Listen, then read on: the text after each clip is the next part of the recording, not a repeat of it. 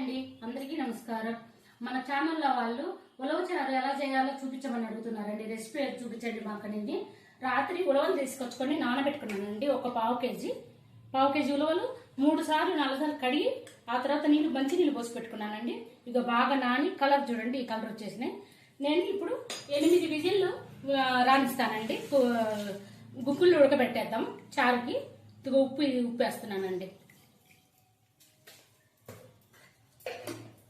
బాగా టేస్టీగా చాలా బాగుంటుందండి. మూత పెట్టేసుకొని ఇది 8-9 విజిల్లు రానిచ్చుకోవచ్చు అండి. చాలా ఈజీగా అయిపోతుంది. ఇదిగోండి, నేను 8 విజిల్లు రానిచ్చాను, అయిపోయింది. దీంట్లో వడకట్టేసుకుందాము.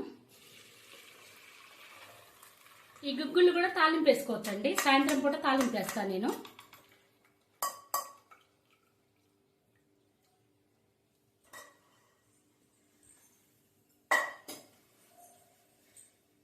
ఇందులో ఇంకా కారము, 1 స్పూన్ కారము, ఉప్పు కారాలు మీరు రుచికి తగ్గట్టు వేసుకోండి. ఇది చెక్క, లవంగాలు, ధనియాల పొడి వేయించి చేసిన పొడి అండి. ఇది కంపల్సరీ వేసుకోవాలండి. దీనికి పసుపు, ఉప్పు అయితే గుగ్గులు వేసి ఉలవలు వేసి ఉడకబెట్టాను కాబట్టి అది అవసరం లేదండి. ఇది చింతపండు గుజ్జు అండి. చింతపండు గుజ్జు తీసుకున్నా, ఆ గుజ్జు పులుసు పోస్తున్నా. ఇప్పుడు తాలింపు వేద్దామండి. నెయ్యి తాలింపు చూపించండి. నెయ్యి తాలింపు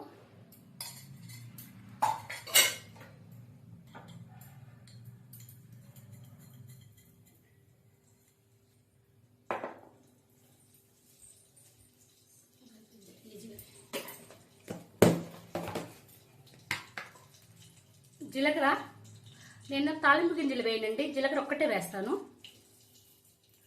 నెయ్యి అయితే కంపల్సరీ తాలింపు పెట్టుకోవాలండి. ఎండుమిరపకాయలండి, నేను చిన్నుల్లిపాయలు, ఉల్లిపాయలు కట్ చేసుకున్నానండి తాలింపుకి. ఇది వేగనిద్దామండి. వేసుకున్నానండి, వేగిపోయింది. కొద్దిగా మెంతి పిండి అండి. ఇప్పుడు చారు పోసుకోవడమే. ఇవి బాగా తెల్లనిద్దామండి.